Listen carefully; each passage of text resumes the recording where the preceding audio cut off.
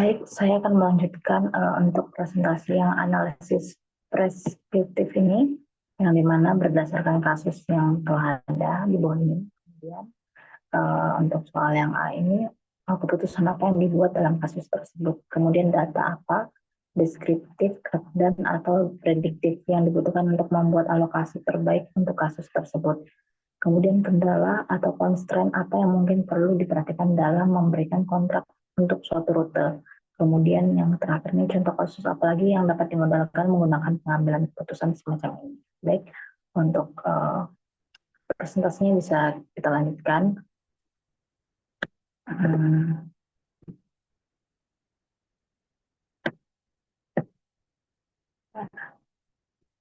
Nah, ini analisis preskriptifnya.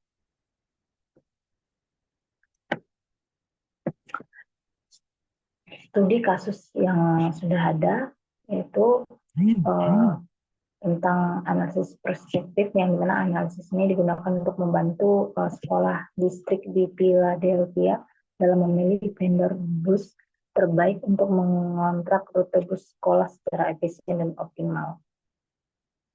Kemudian optimasi pengambilan keputusan dalam pemilihan vendor menggunakan model matematis berbasis Excel solver, yang dimana ini yang pertama menggabungkan berbagai faktor evaluasi vendor atau biaya kemampuan, ketergantungan, stabilitas, keuangan, dan ketajaman bisnis. Kemudian yang kedua, memastikan setiap rute diberikan ke vendor yang paling sesuai dengan biaya terendah dan telah memenuhi kendala operasional. Kemudian yang ketiga itu mengotomatisasi proses pemilihan yang sebelumnya dilakukan secara manual sehingga menghemat waktu dan biaya.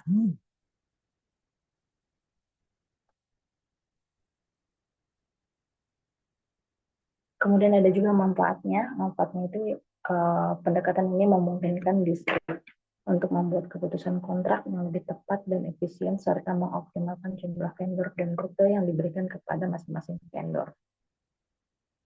Kemudian untuk A, keputusan apa yang dibuat dalam kasus tersebut? Keputusan utamanya itu adalah memilih vendor bus dengan biaya terendah untuk setiap rute, sambil mengoptimalkan jumlah dan ukuran kontrak sesuai batasan. Proses ini menggunakan model optimasi di Excel dengan software untuk solusi yang efisien secara finansial dan operasional bagi distrik sekolah Philadelphia. Kemudian data apa, deskriptif dan atau prediktif yang dibutuhkan untuk membuat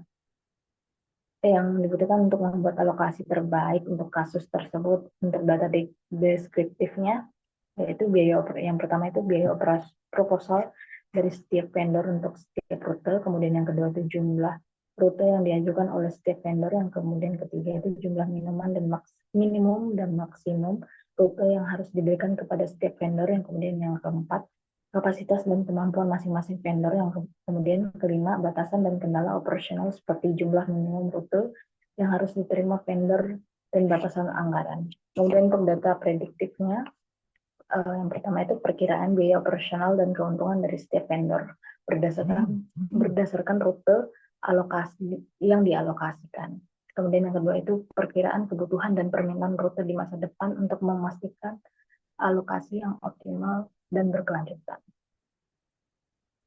Kemudian untuk yang C, kendala constraint, apa yang mungkin perlu diperhatikan dalam memberikan kontrak untuk suatu rute. Yang pertama itu setiap rute harus diberikan kepada satu vendor saja. Yang kedua, biaya yang diberikan oleh vendor harus sesuai dengan proposal yang diajukan. Kemudian yang ketiga, jumlah minimum rute yang harus diterima oleh setiap vendor harus dipenuhi. Kemudian yang keempat, kapasitas dan kemampuan masing-masing vendor harus bisa terlampaui. Kemudian yang kelima, batasan anggaran dan batasan operasional lainnya harus dipenuhi. Kemudian contoh kasus apalagi yang dapat dimodelkan dengan menggunakan pengambilan keputusan semacam ini.